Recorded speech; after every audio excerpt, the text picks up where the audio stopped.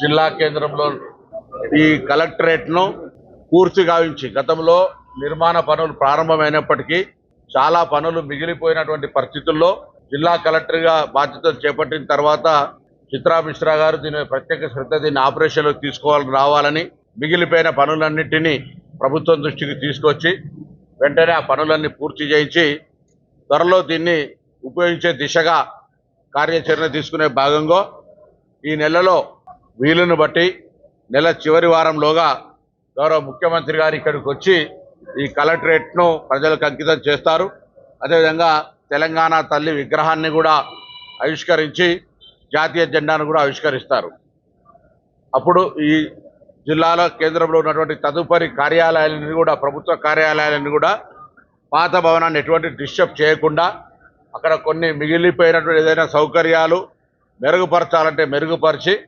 దాన్ని కూడా ఆ కార్యాలయాలన్నీ ఏకీకృతంగా ఇక్కడే ఉపయోగించాలనేటువంటి ఆలోచనతోటి ఎటువంటి దుబారా జరగద్దని వాస్తవంగా ఇటువంటి కలెక్టరేట్లు కట్టే సందర్భంలో జిల్లా అధికారులకు ప్రత్యేకించి నివాస గృహాలను కూడా కట్టే ప్రణాళికలో భాగంగా ఉంది. కానీ ఇప్పటికే గతంలో నిర్మించబడ్డటువంటి జిల్లా అధికార గృహాల కాంప్లెక్స్ ఇప్పుడున్నటువంటి పరిస్థితుల్లో సరిపోతుంది. అది చాలా బాగుంది, దాన్ని వాడుకోవడం జరుగుతుంది. అటువంటి దుర్వినియోగం ఎక్కువ నిరుపయోగంగా అంటే మిస్యూజ్ చేయొద్దు అనే ఆలోచనతో అటువంటి కొత్తవి కూడా కట్టే ఆలోచన చేయడం లేదు. ఈరోజు వాటిని వినియోగించు జిల్లా అధికారులు వాటిని వినియోగించుకోవడానికి సానుకూలంగా ఉన్న దృష్ట్యా ఇప్పుడున్నటువంటి కొంత మరి ఇక్కడ గ్రీనరీ కావచ్చు ల్యాండ్స్కేప్ను సుడా ఆధ్వర్యంలో చేయడంతో పాటుగా కరీంనగర్ మున్సిపల్ కార్పొరేషన్తో దీనికి ఆ దారికి వచ్చేటువంటి ఎంట్రన్స్ ఏరియాలో కూడా కొంత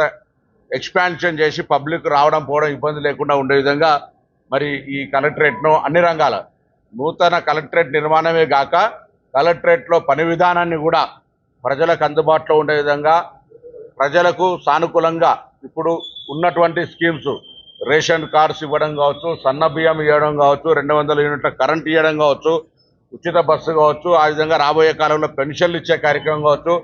రైతాంగ ధాన్య కొనుగోలు కావచ్చు, గృహ నిర్మాణం ఫస్ట్ ఫేజ్ అయినటువంటి ఇండ్ల నిర్మాణం పూర్తి చేయడం కావచ్చు, మళ్ళీ కొత్త సెకండ్ ఫేజ్ ఇందిరామ ఇచ్చే కార్యక్రమం కావచ్చు, మున్సిపల్లో ఉన్నటువంటి సమస్యలు కావచ్చు, అన్ని రకాల అంశాలకు జిల్లా కేంద్రం పరిపాలనా కేంద్రంగా జిల్లా అభివృద్ధి ఈ రాష్ట్రంలోనే మరి 33 జిల్లాల్లో కరీంనగర్ నెంబర్ వన్గా ఉంచడానికి రాజకీయాలకు అతీతంగా ప్రజలు అందరం అధికారులు అందరూ కూడా కలిసి ఒక చారిత్రాత్మకమైనటువంటి కరీంనగర్ ఈ గడ్డను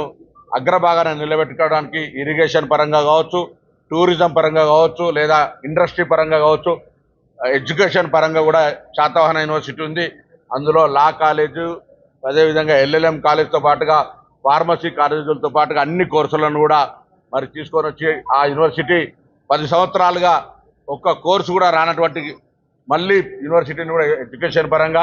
అటు మెడికల్ కాలేజీతో పాటుగా హాస్పిటల్, అదేవిధంగా టీచింగ్ హాస్పిటల్గా దాన్ని అప్గ్రేడ్ చేయడం కావచ్చు, ఈ విధంగా వైద్య విద్య తదితర అన్ని అంశాల లోపల మరి గౌరవ ముఖ్యమంత్రి రేవంత్ రెడ్డి గారి నాయకత్వంలో ఈ జిల్లాకు సంబంధించిన నేను కానీ, శ్రీధర్ బాబు గారు కానీ, లక్ష్మణ్ కుమార్ గారు కానీ, సహచర శాసనసభ్యులు మా ప్రజలందరూ కూడా కలిసి ప్రజల యొక్క సమస్యల్ని పరిష్కరిస్తూ అభివృద్ధి చేస్తూ అగ్రభాగాన్ని నిలబెట్టే ఒక ప్రయత్నం చేస్తున్నామన్నమాట మనం చేస్తాం. ఎప్పుడైనా వీఐపీ వచ్చినప్పుడు ఎప్పుడైనా ఈరోజు మారుతున్న కాలానికి అనుగుణంగా ఒక హెలిప్యాడ్ కూడా అక్కడ నిర్మించడం జరుగుతుంది అందరి అవసరాల కొరకు.